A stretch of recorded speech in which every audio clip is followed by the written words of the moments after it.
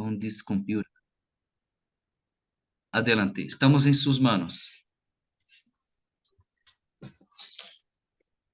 Bueno, muchas gracias, Padre, por la introducción, por la oración.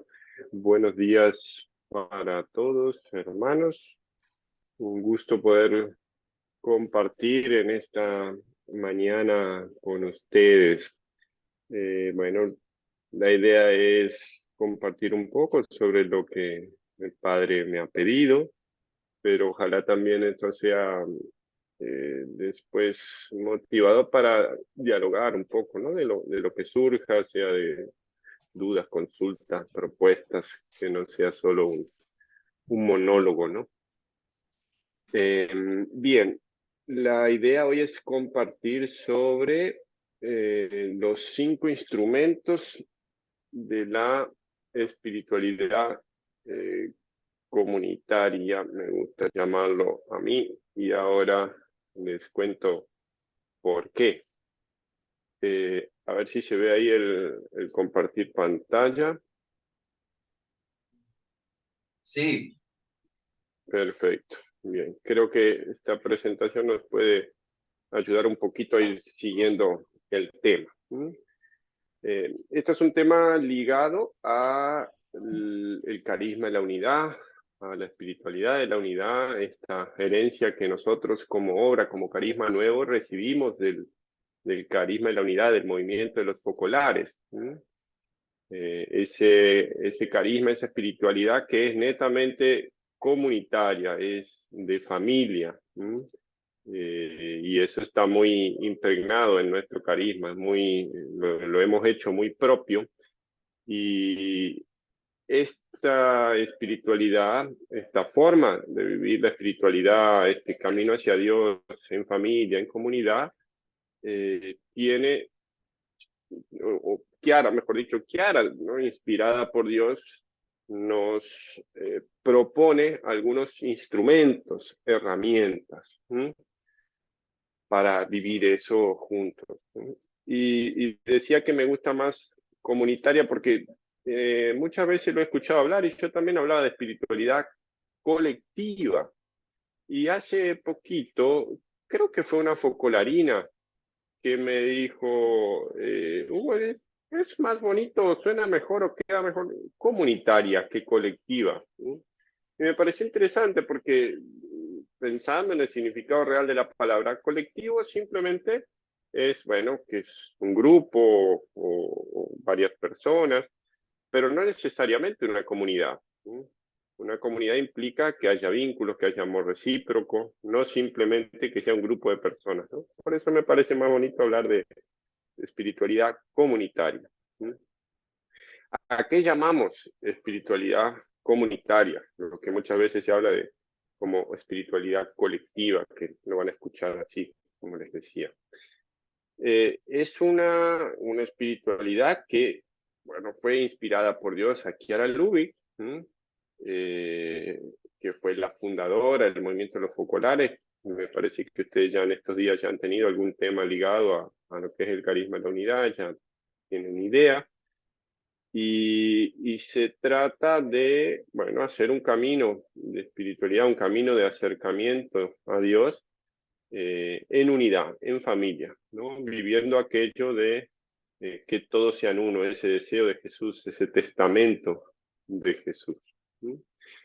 Chiara ha hecho de esto un estilo de vida, ¿no? O sea, no solo que fue una cosa teórica que ella propuso o escribió o habló bonito, sino que ella realmente lo vivió y realmente ella fue un instrumento de unidad en todo el mundo, en todos los niveles, entre distintas religiones, entre distintos países, en fin, en en todo lugar y en todo tiempo. Ella pues siempre vivió para la unidad y de hecho es la esencia del movimiento, sigue siendo, ¿no? Bien, vamos a hablar hoy entonces de estos instrumentos que Chiara nos propone, que son 5. ¿Sí? Inicialmente los vamos a solo enumerar y después vamos a ir hablando de uno por uno. De cada uno de ellos vamos a ir hablando un poco más de cada uno. ¿Sí? Hay dos que son los más comunes, podríamos decir, y que en la Facenda, desde la primera semana, cualquiera que ingresa ya se encuentra con eso, ¿no? La comunión de almas y la comunión de experiencias de la palabra. ¿Sí? Esos son quizá los más conocidos y tal vez los más importantes también, ¿no? Los que con más frecuencia hacemos y los que más nos ayudan en este camino de vivir esta espiritualidad en familia, en comunidad. Luego hay otros tres menos conocidos, pero también no por eso menos importantes, que son el pacto amor recíproco, el coloquio y la hora de la verdad. Como decía, por ahora simplemente mostrarles cuáles son los cinco. A continuación vamos a ir hablando de cada uno. Si a alguno le surge alguna pregunta o algo, vaya anotando por ahí, si no tiene buena memoria como yo, y al final, creo que es mejor, al final conversamos sobre todo lo que quede de dudas, todo lo que surja para conversar. Bueno, la comunión de almas. Es un instrumento muy, muy importante para vivir la unidad. Y para mí la Facenda es una gran escuela de esto, donde aquí aprendemos a vivirlo y la idea es que no quede solo en la Facenda, sino que después, viendo que la mayoría termina su proceso o está un tiempo y vuelve a sus ambientes, a sus familias, en la sociedad, que la idea es que se pueda llevar esto y vivirlo en el mundo, en la sociedad, ¿no? Yo soy un convencido de que nuestras familias y la sociedad sería muy diferente si en cada familia se tendría el hábito de hacer lo que hacemos en la Facenda, de tener una comunión de almas al menos una vez a la semana. Pero la triste realidad es que en la mayoría de nuestras familias no tenemos diálogo, ni sabemos lo que piensa, lo que siente, qué está pasando. Alguien que tal vez vive con nosotros y que hasta que lo queremos, lo amamos, pero muchas veces no paramos para estos momentos de escucharnos, ¿no? Entonces, es un instrumento muy, muy importante. Para que sea bien vivido, para que sea realmente correctamente hecho, hay algunas reglas, ¿no? Que son importantes. La primera y principal es que hablamos de nosotros mismos. ¿Sí? Es un momento para cada uno compartir sobre sí mismo, no es un momento para hablar de los demás o del país o del equipo de preferencia o de lo que está pasando, sino hablar de lo que nosotros tenemos en nuestro corazón, lo que estamos viviendo, lo que Dios va haciendo en nuestra vida. Es importante a la hora de hablar, abrir los ojos del corazón, del alma, para reconocer lo que Dios está haciendo en mi vida. A mí me pasa que muchas veces llego a la comunión de almas un poco cansado porque se hace de noche y el cansancio tiende a ponerme negativo. Y si me descuido, quedo centrado solo en lo negativo, pero trato siempre antes de una comunión hacer el ejercicio y decir, bueno, a ver, ¿qué Dios está haciendo, ha hecho en este último tiempo en mí? Y que es valioso y que tengo que agradecer. Y siempre, siempre, sin excepción, descubro un montón de cosas, ¿sí? Y eso es importante que lo reconozca, que lo valore y que lo comparta. Esto no significa que no pueda compartir en una comunión de alma dolores, sufrimientos, cosas que por ahí me están pasando. Sí, para eso somos familias, también para acompañarnos en eso. Pero es importante que tengamos ese detalle de ver lo positivo, que siempre lo hay, ¿no? Más allá de que todo parezca negro, oscuro, tormentas, siempre hay cosas buenas, incluso detrás de los dolores y los sufrimientos, ¿sí? Eh, es un momento en el que tiene que fluir el amor recíproco desde el hablar y escuchar, ¿no? Si cada uno de los que participamos hablamos por amor y con amor y escuchamos por amor y con amor, realmente se siente esa presencia de Jesús en medio, fruto del amor recíproco vivido concretamente, y eso transforma nuestras vidas, ¿no? Para eso una cosa práctica que recuerdo haber leído no me acuerdo, en uno de estos últimos años en el diario que tenemos, que siempre tiene una introducción, algunos temas. En uno de estos últimos años se hablaba de los instrumentos de la espiritualidad, y ahí eh, una cosa práctica que se sugiere para la comunión de almas es este ejercicio de mirarnos a los ojos, que bien vale para cualquier conversación. Yo los animo a todos a hacer esa experiencia y ver cómo hace una diferencia en cualquier charla, en cualquier conversación. Eso, tenemos un gran maestro que es Nelson Giovanelli, nuestro fundador. Yo siempre le admiré eso, esa cosa de que cuando está conversando con alguien, eh, parece que solo esa persona existe. Y está totalmente concentrado y mirando a la cara del otro. Eso es un gesto muy concreto de estar prestando toda la atención y realmente estar dispuesto a acoger, a recibir lo que el otro tiene para compartirnos, y eso hace muy diferente una comunión o cualquier charla, ¿no? En este sentido, antes del otro punto, cuando se genera esto de hablar por amor, escuchar por amor, nos sentimos en familia, eso va generando mucha confianza y hace que se vayan compartiendo cosas que quizá nunca me animé a compartir a nadie, he tenido guardado muy en el corazón. He tenido experiencias muy fuertes de eso. Recuerdo de hermanos que, por ejemplo, han llegado a compartir en comunión de almas así comunitaria situaciones duras que han vivido en su vida, como abusos, malos tratos, en fin, cosas muy dolorosas que les pesaban mucho, y que el hecho de sentir esa confianza de la comunidad, de ser realmente escuchados y amados, ha posibilitado que pudieran soltar todo eso, y ha sido un paso muy grande en su caminata. ¿Sí? Para que esto sea bien vivido también es importante no quedar estructurado en el famoso trípode, ¿no? Esto del trípode de la facenda de espiritualidad, convivencia y trabajo es algo que nos ayuda mucho a explicar lo que es la facenda, la propuesta, a entenderla, ¿sí?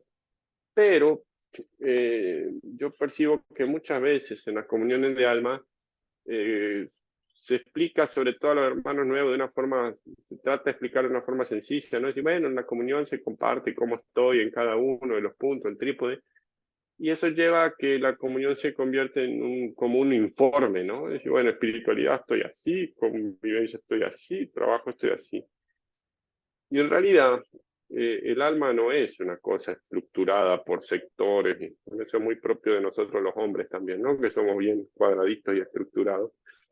Eh, el alma en realidad no es así, ¿no? Entonces, eso hay que quebrar un poquito, y si bien puede servir de orientación los tres pilares para compartir cómo estoy en cada uno de esos tres aspectos fundamentales de la vida, pero que no se convierta la comunión en eso, en un informe, ¿no? Sino en realmente compartir con libertad lo que estoy viviendo y lo que estoy sintiendo. Eh, Esto es una expresión tal vez muy argentina, no sé si se entiende aquí en esta región. Sacar trapitos al sol, nosotros decimos cuando bueno, uno echa en cara o expone cosas negativas, defectos o errores de los demás, ¿no? Eso es algo que es muy delicado y que la comunión de alma no es momento para eso. Esto no significa que no haya que vivir también a veces la corrección fraterna y hacer correcciones a algún hermano, pero para eso hay otros momentos y hay otros pasos, ¿no? De hecho, el Evangelio nos explica claramente los pasos a dar en ese sentido, ¿no? Primero al hermano, después con testigo, después en comunidad. Y la comunión de almas no debe ser usada para eso, porque eso sería arruinarla y justamente destruir el Jesús en medio que se genera en ese momento, ¿no? Aunque haya cosas que por ahí me molestan, aunque haya cosas incluso que estén claramente mal de algún hermano, pero no ese es el momento para traer eso como tema para la comunión, ¿no? Y otra cosa importante también es el compromiso de que lo que se habla en la comunión de almas queda ahí, ¿no? En la medida que se vive bien eso, se respeta y todos vamos teniendo esa confianza de que realmente así será, eso nos anima a compartir mucho más, ¿no? Porque si yo percibo que de pronto compartí alguna cosita y después estaban burlando o comentando los hermanos sobre lo que yo dije, lo más probable es que la próxima vez me cierre y no quiera compartir porque siento que se usó mal o se abusó de eso que yo compartí. Entonces, bueno, esto un poco así en general sobre lo que es la comunión de alma, que como decía es un instrumento muy importante en este camino de espiritualidad comunitaria y caminar juntos hacia Dios. Pasamos después a otra comunión, experiencias de la palabra. Hay también el uso de las palabras. Muchas veces hablamos de intercambio de experiencias de la palabra. Me gusta mucho que Padre Marcio, en un video de formación muy bueno que hay sobre este tema, él habla de, justamente él sugiere usar la palabra comunión en lugar de intercambio. Un intercambio más bien un negocio, ¿no? Te doy y me das. O sea, te doy a cambio de. En cambio, comunión es muy diferente. Es poner lo que yo tengo en común sin importar si voy a recibir o no. Lo pongo en común desinteresadamente. ¿Sí? Y eso tiene que ser en nuestras comuniones. No es que doy pensando en recibir, sino que doy desinteresadamente, con amor gratuito y naturalmente. Cuando doy gratuitamente, siempre termino recibiendo, pero no es ese el objetivo del dar, ¿no? Una comunión de experiencia, bueno, va relacionado a cómo se vive la palabra, ¿no? Y ahí tenemos que quedarnos en lo simple. ¿Sí? Esta cosa en portugués de las tres F, frase, fato, fruto. En español, segunda palabra nos queda hecho, ¿no? Una frase que vivo, un hecho en el cual vivo esa frase y el fruto que me genera esa, esa experiencia. Vivir la palabra es sencillo, a veces nos complicamos la vida o nos rompemos la cabeza de cómo hacer, pero no, es simplemente ese ejercicio tan importante de vivir la palabra, es tener presente el Evangelio con todos sus aspectos en las situaciones cotidianas, los hechos simples de la vida y cada decisión que tomo en cada instante sobre qué hacer y cómo hacerlo, a tomar esa decisión orientado por lo que me dice el Evangelio. ¿Sí? Un ejemplo concreto en este momento, estamos compartiendo esta formación. A mí, en este momento, Dios me pide dar de lo que pueda dar, a ustedes la disposición para recibir de lo que yo pudiera darles, y a cada uno nos pide vivir bien esto. ¿Sí? Y una cosa que, por ejemplo, una frase justamente que nos puede orientar, es aquello de todo lo que hagas, hacerlo como si fuera hecho a Jesús, ¿no? Entonces, si yo vivo eso en este momento y aunque quizá no tenía muchas ganas de hacerlo o tenía otras cosas por hacer, pero digo, no, quiero amar, elijo amar. Dios me propone amar y hacer cada cosa como si la hiciera Él y yo sé que eso me va a generar frutos. Bueno, tomo esa decisión de hacerlo motivado por la palabra y sin duda eso va a traer frutos en mí y en la comunidad y a mi alrededor. ¿Sí? Para la comunión, para compartir, ser concretos. ¿Sí? Siempre, ahí sí es bueno tener esta estructura, ¿no? ¿Cuál fue la frase? ¿Cuál fue el hecho? ¿Y cuál fue el fruto? ¿Sí? No, a veces parece más que comunión de experiencia de la palabra, parece que algunos hermanos intentan dar una homilía, ¿no? Parece, a veces hablan más que el padre en la misa. Y no, no se trata. En general, incluso cuando hay mucha palabrería, hay poco de concreto. Eh, la palabra se vive en hechos simples, concretitos. Eh, no caer en excusa para no compartir.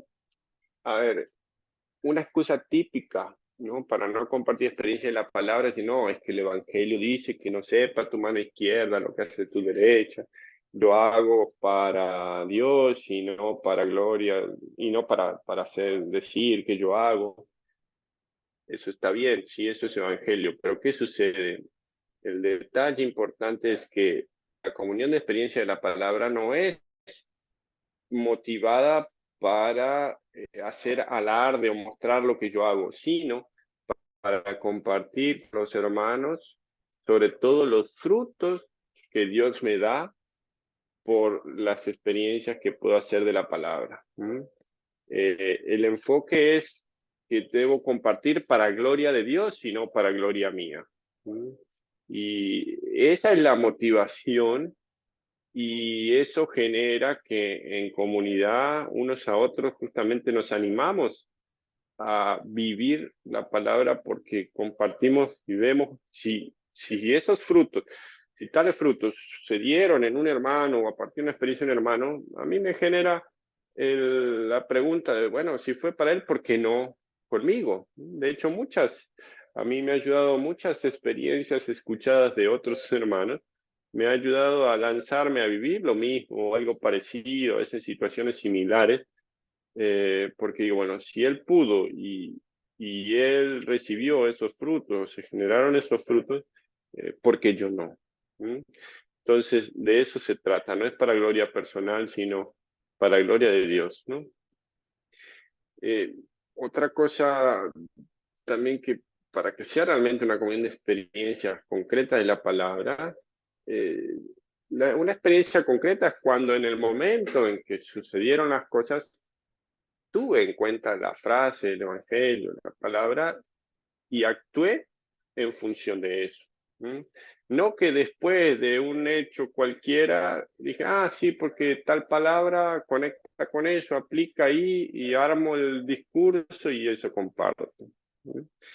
Eh, hay una diferencia entre hacer actos de amor, amar concretamente, lo cual es muy bueno y todo el tiempo debemos estar en ese enfoque de vivir el amor, pero eso es una cosa. Y una cosa, un pasito más es vivir concretamente la palabra, que en general implica un acto de amor, pero con el detalle de que está motivado expresamente por una frase del Evangelio. ¿Mm? Un ejemplo sencillo. Puede que yo, por ejemplo, veo que un hermano necesita algo, supongamos un desodorante. Y yo tengo uno de más y digo, bueno, se lo puedo dar y se lo doy. ¿Mm? Sin pensar en la palabra. Incluso quizá hasta puedo llegar a dárselo porque, bueno, todos saben en mi habitación que yo tengo dos desodorantes y si no se lo doy me van a juzgar porque van a decir, ¿cómo así? Tiene dos y no le da. Y bueno, como que pensando en el qué dirán, le doy el desodorante al hermano, pero ni pensé en la palabra. ¿Mm? Eso puede llegar a ser un acto de amor, ¿Mm? Pero no es una experiencia concreta de la palabra. ¿Cómo sería una experiencia concreta de la palabra siguiendo en este ejemplo? Si en el momento en que veo si el hermano, me recuerdo de la palabra que me dice, por ejemplo, den y se les dará, y motivado por esa palabra, doy. ¿Mm? Incluso si estoy realmente motivado por la palabra, daré lo mejor. Si tengo dos desodorantes, daré el mejor, no el que, bueno, de última no me gusta, confiando en que Dios cumple su promesa, porque su palabra es verdadera, ¿sí? Y doy motivado por la palabra. Con certeza, si yo hago esa experiencia,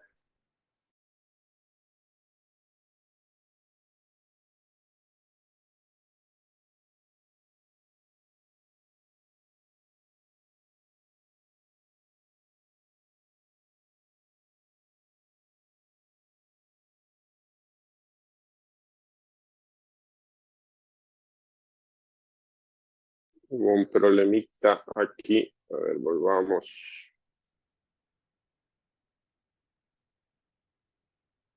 Bien. Eh, entonces estaba con ese ejemplo, ¿no?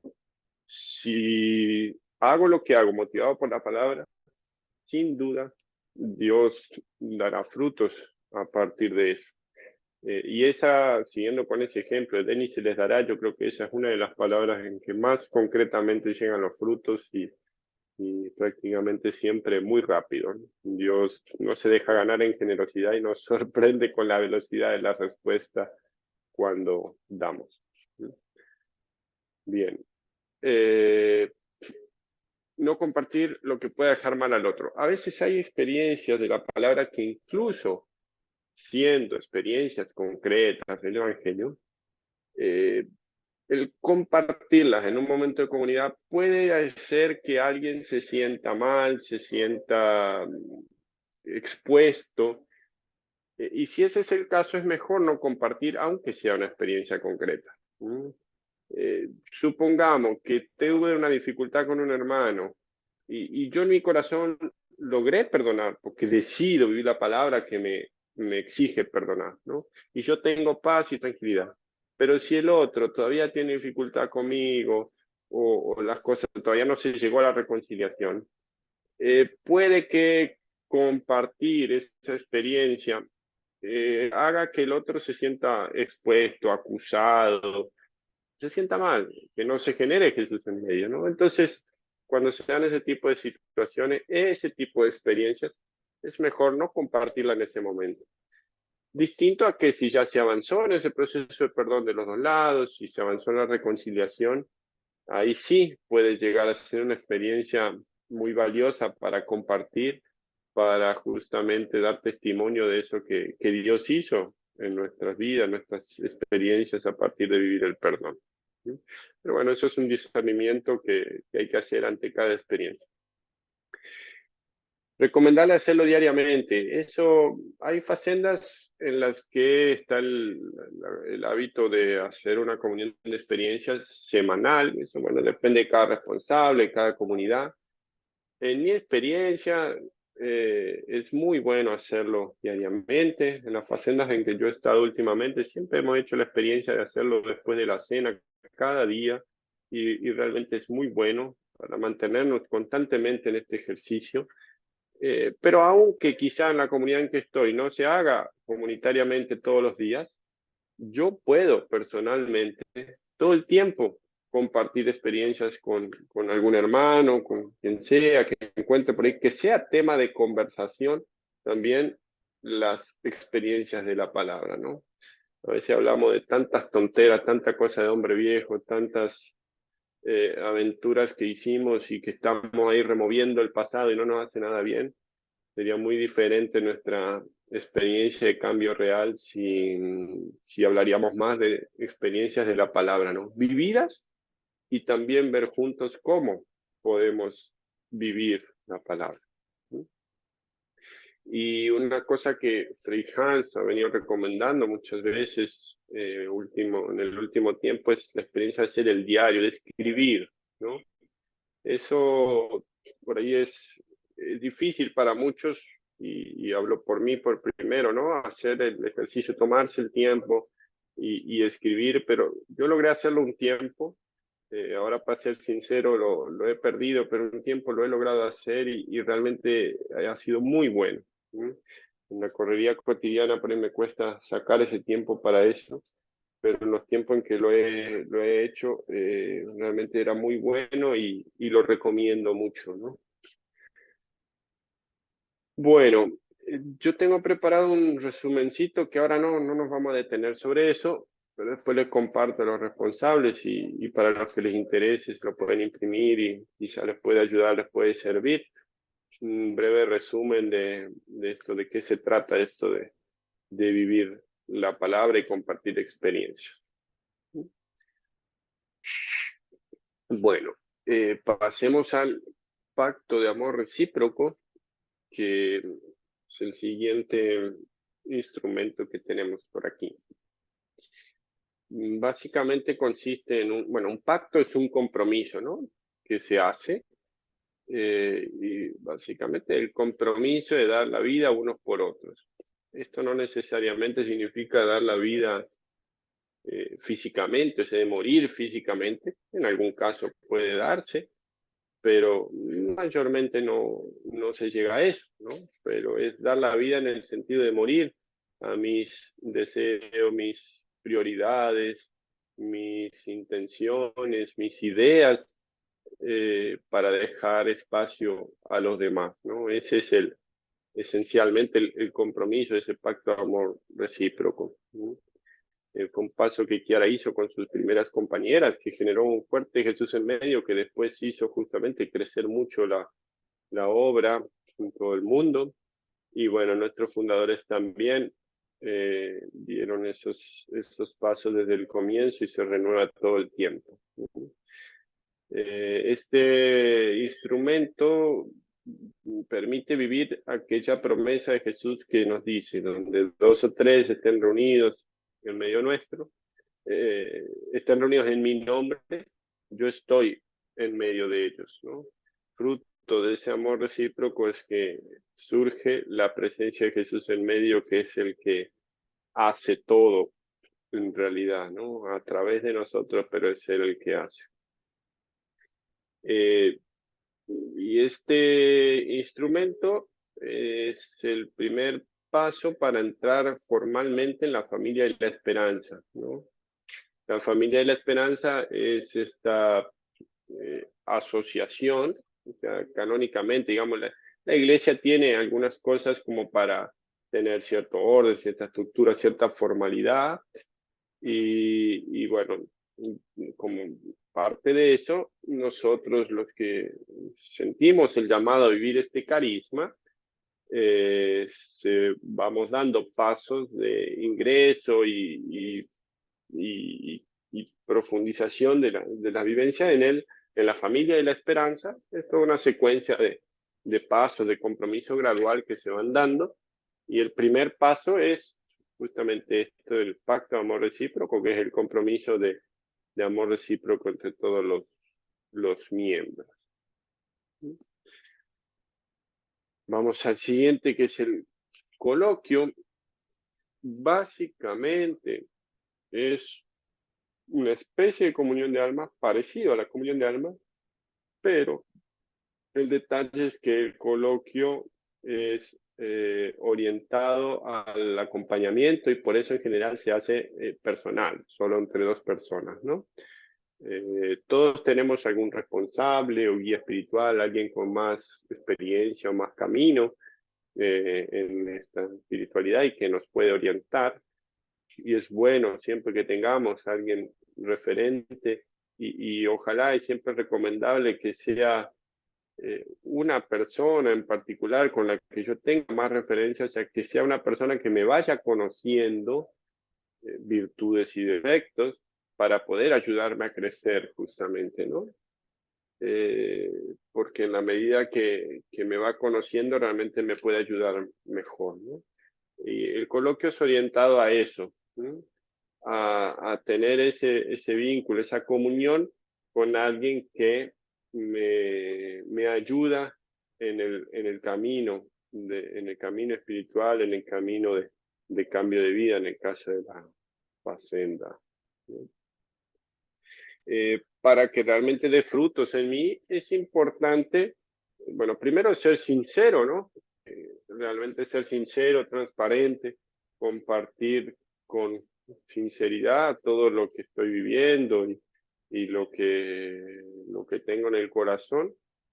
Y luego también la apertura para dejarme guiar, dejarme orientar y de alguna manera obedecer las orientaciones que me pueda dar el guía espiritual, ¿no? Eh, y por último, este instrumento que es la hora de la verdad, que es un instrumento que es muy valioso, que ayuda muchísimo en este camino, pero al mismo tiempo es el más delicado y el que más debemos tener cuidado de de cómo se hace para vivirlo bien y para que dé frutos, ¿no? Chiara Lubick dice que nuestros hermanos, ella, bueno, cita un proverbio en realidad que creo que es africano, dice, nuestros hermanos son como nuestros ojos en la espalda. A mí me parece muy bonito eso, porque muchas veces nosotros mismos no vemos nuestros defectos y hasta pensamos que somos muy buenos.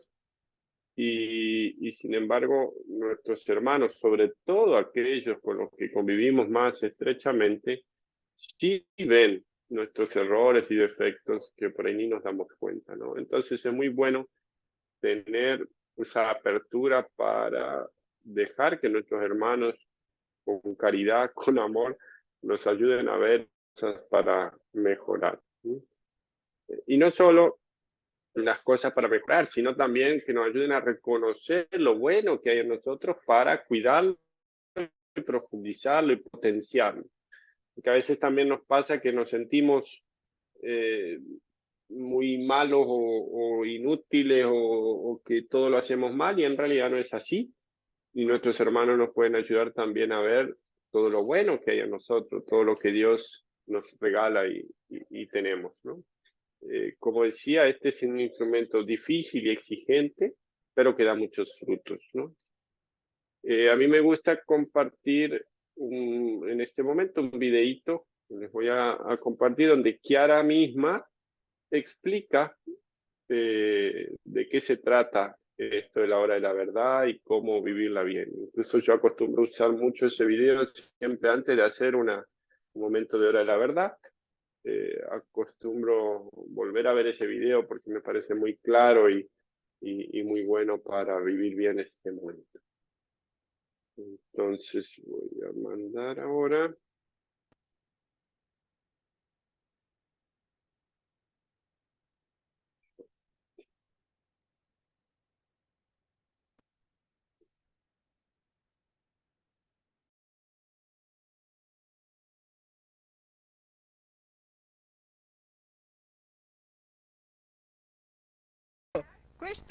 Esta vez les presento otro instrumento típico y útil para la espiritualidad colectiva. Y sin duda es el que más cuesta, el más difícil para nuestro hombre viejo.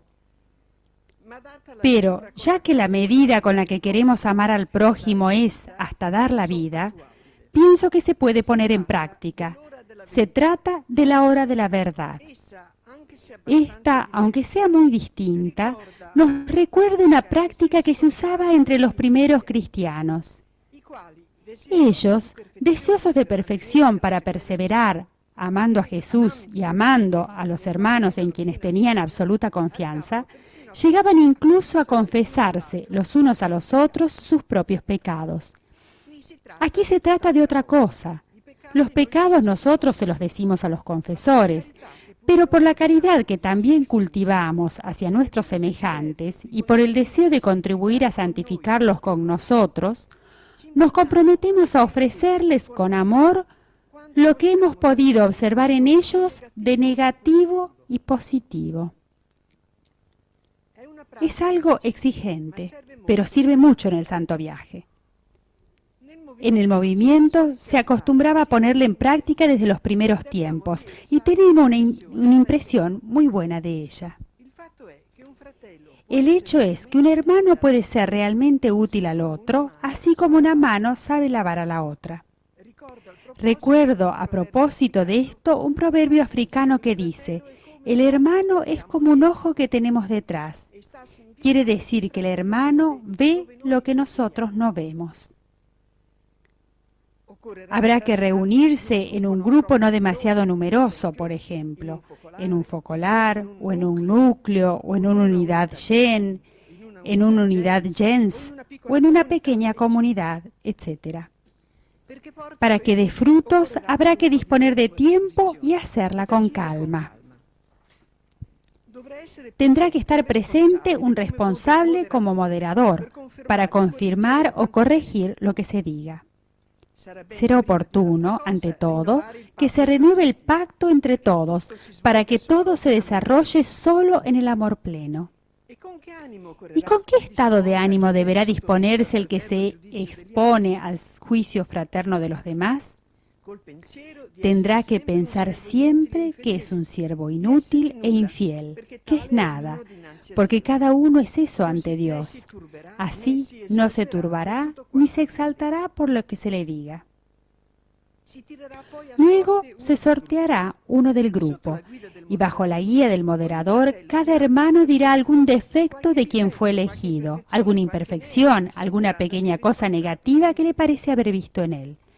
Después, en una segunda vuelta, cada uno dirá también las virtudes, algún mérito que haya podido observar. Al final, esto es lo que siempre hemos comprobado, todos se sienten invadidos por una gran alegría y no sabemos por qué. Tal vez es la experiencia de la libertad cristiana, la realización de la palabra, la verdad los hará libres.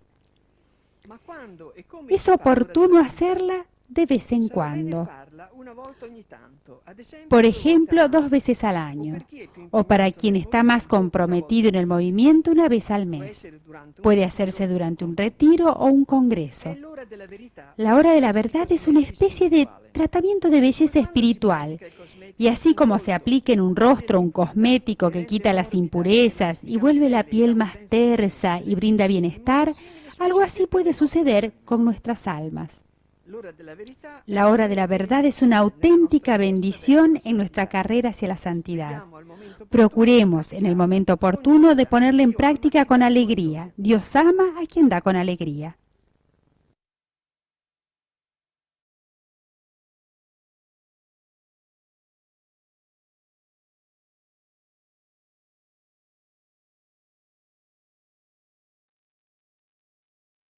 Bien, hasta ahí, Kiara. En ese video, que después les voy a compartir el enlace también, están explicados los 5 instrumentos. Todos los demás que estamos hablando aquí también están ahí explicados por Kiara para quien le interese profundizar. Entonces, bueno, ahí Kiara describe muy claramente, ¿no?, los pasos, muy concretamente cómo hacerlo. Esto de eso, bueno, primero importantísimo la presencia de Jesús en medio, sortear el orden. Primero se comparte el purgatorio que llamamos, o sea, podríamos decir lo negativo, las cosas por mejorar, y después lo positivo, como para que nos quede eso más en el corazón, ¿no? Que a partir de lo positivo podemos mejorar todo aquello que tenemos por mejorar. Bien, para quienes le interese profundizar el tema y muchos otros temas que tienen que ver con la espiritualidad de la unidad, hay un libro que en la mayoría de las facendas muy probablemente esté, se llama como un arcoíris, que ahí están todos los aspectos dentro, o sea, todo esto que llamamos los colores, ¿no? Y dentro de eso está todo esto y mucho más, ¿no? Ahí pueden pedirlo a sus responsables, quienes deseen, quien les guste leer y profundizar todo esto. Muchas gracias por escuchar, por amar desde la escucha. Ahora, bueno, queda un momento para que podamos compartir si hay preguntas, consultas o por ahí cosas para compartir sobre esto.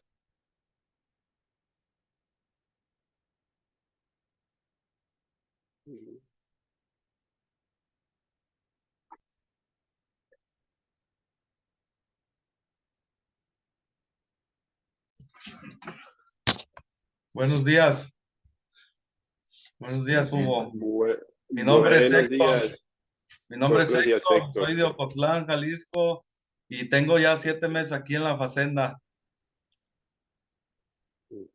Buenos días, Héctor. Solamente quería compartir algo, una pregunta sobre la comunión de la experiencia de la palabra.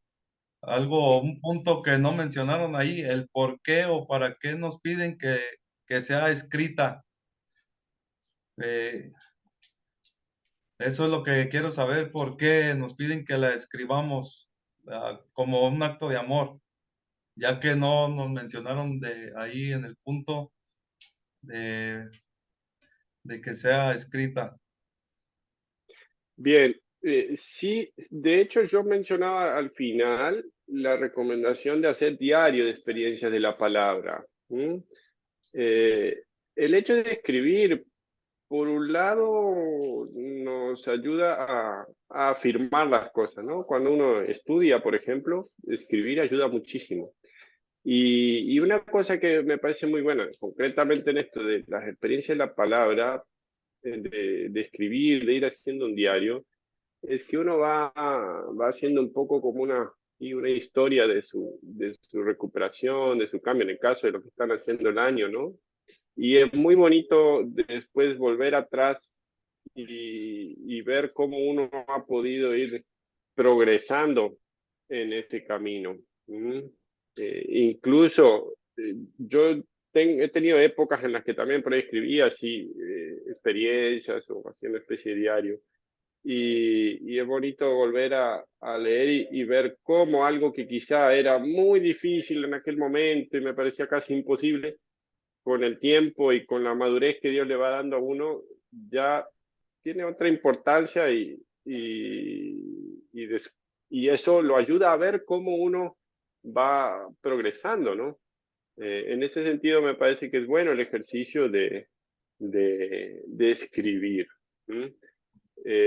Pero no sé si pregunta, o sea, si es algo que tienen como práctica en la facenda ustedes o en qué sentido la pregunta no entendí bien.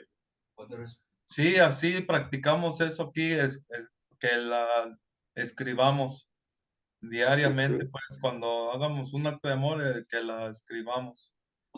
ujú. Sí, es una práctica muy, muy buena, es un ejercicio muy recomendable.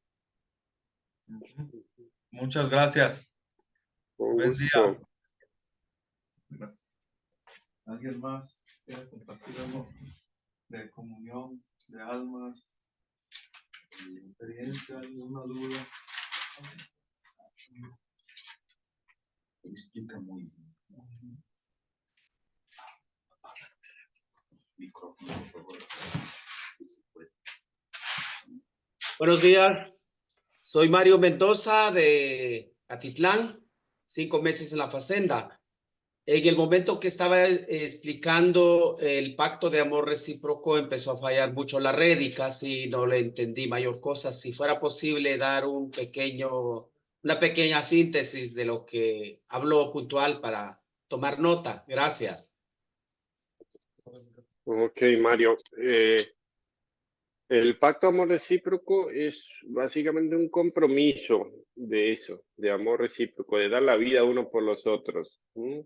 No necesariamente dar la vida significa morir físicamente por el otro, pero sí morir a muchas cosas como nuestras ideas, nuestras prioridades, nuestras cosas, dar. eh, de eso se trata el morir a nosotros mismos por amor a los demás, ¿no?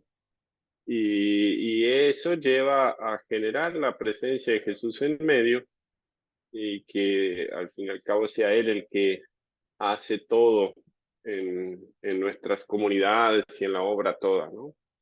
De hecho, últimamente Frei Hans, que ya está como en un enfoque de que Él no va a estar mucho tiempo entre nosotros y la obra es de Dios y sigue, Él insiste mucho con eso de que es Jesús en medio, el que creó todo y el que va a llevar adelante la obra en la medida que nosotros lo generemos como fruto de ese amor recíproco, ¿no? Entonces, ese pacto es un compromiso, digamos, de alguna manera formal de vivir eso. Y en la familia de la esperanza es el primer paso que se da para ingresar formalmente en la familia de la esperanza.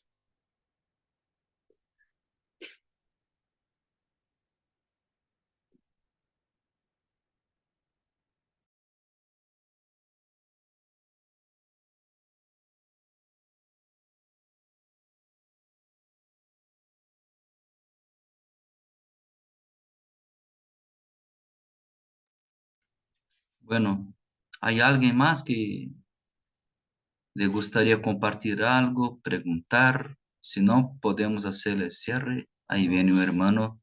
Sí, adelante, hermano.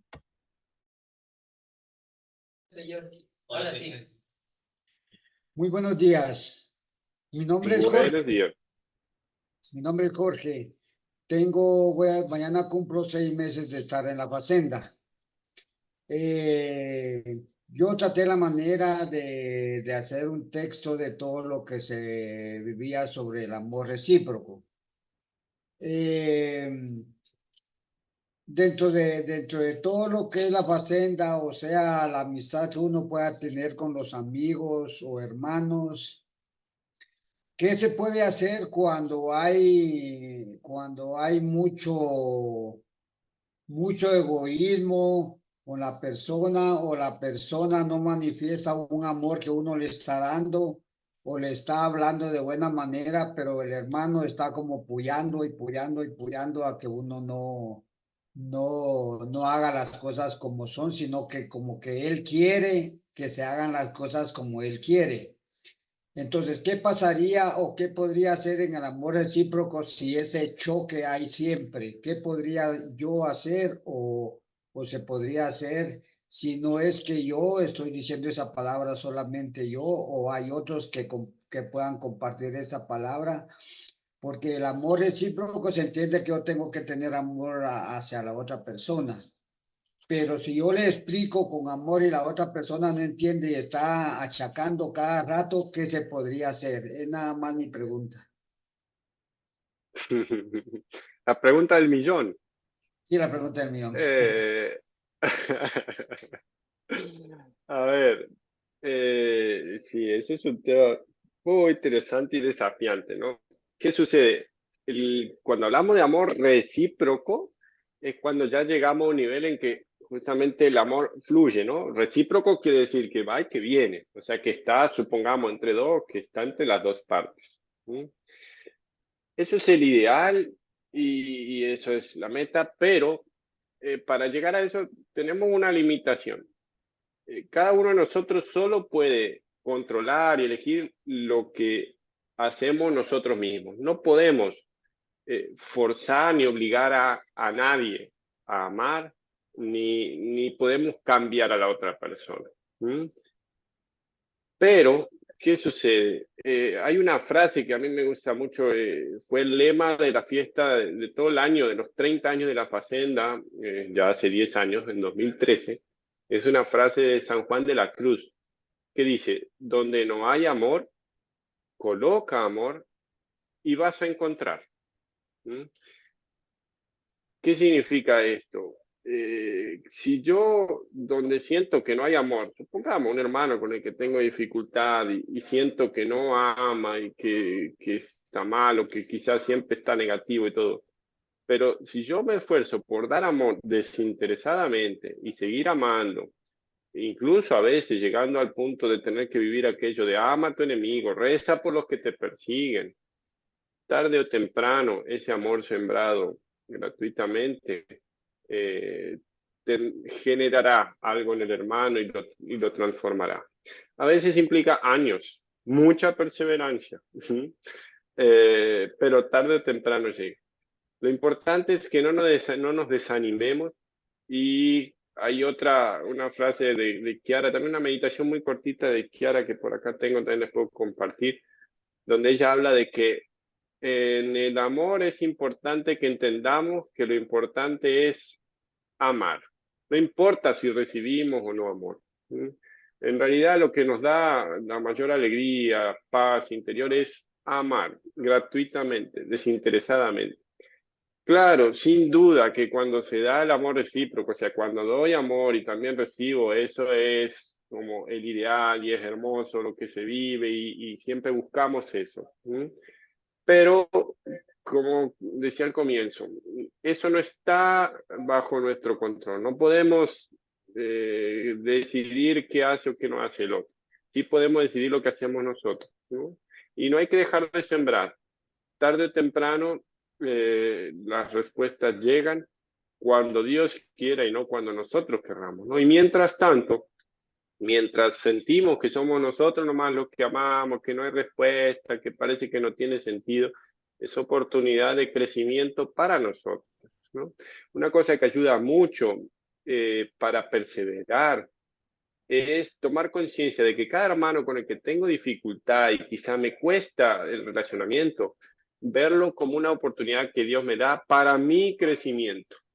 No que yo estoy para ayudarlo y para que él cambie, sino que Dios pone esa persona para ayudarme a crecer a mí. ¿Mm? Eso es algo que a mí, incluso como responsable, siempre me ha ayudado mucho, ¿no? Claro, a nosotros como responsables nos toca velar por la comunidad y a veces hay situaciones en las que ya alguien genera mucha dificultad en toda la comunidad, afecta a los hermanos y ya ahí la cosa se complica, ¿no? Pero mientras sea que es la dificultad con una persona, eh, es una oportunidad de crecimiento para mí, ¿no? Y de crecer en mi capacidad de amar aunque no tenga respuesta. Y cuando persevero en ese amor y sigo en esa línea, tarde o temprano los frutos llegan, ¿no? Exige perseverancia, exige paciencia, pero los frutos llegan. Gracias. Con gusto.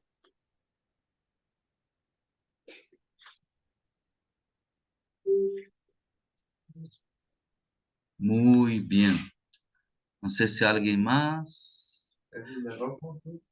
No se preocupem se la conexión estaba mala o se tardaron para llegar a la junta. No se preocupe porque este tema está siendo grabado.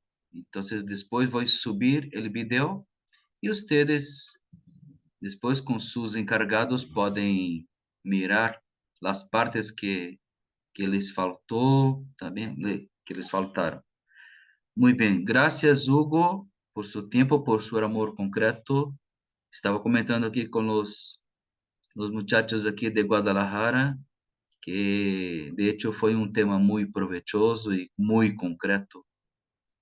Gracias, gracias por su tiempo, por su sabiduría. No, gracias a usted, padre, por la oportunidad de compartir. Gracias a usted por toda su entrega para nuestra región también en la formación de nuestros muchachos. Y para servirles, para servir a todos. Sí, Muy bien, señor. podemos hacer el cierre. El Señor esté con ustedes. Y con tu espíritu. La bendición de Dios Todopoderoso, el Padre, el Hijo y el Espíritu Santo. Amén. Nos vemos mañana, mismo horario, 9 de la mañana, mismo enlace. Nos vemos pronto. Cuídense mucho. Bonito día. Bien. Muchas gracias. Abrazo a todos. Gracias por la unidad.